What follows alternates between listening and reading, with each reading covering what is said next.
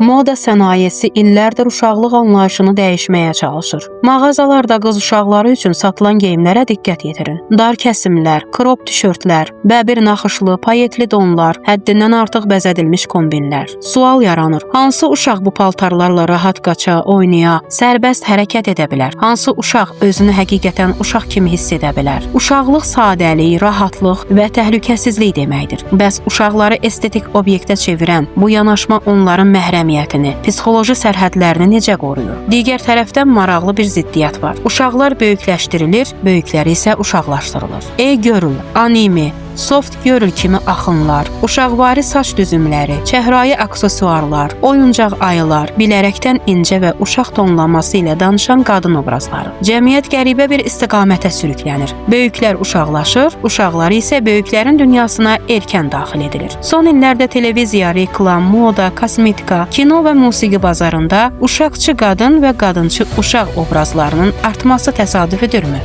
Yoxsa bu daha dərin mədəni və mənəvi aşınmanın əlamətidir?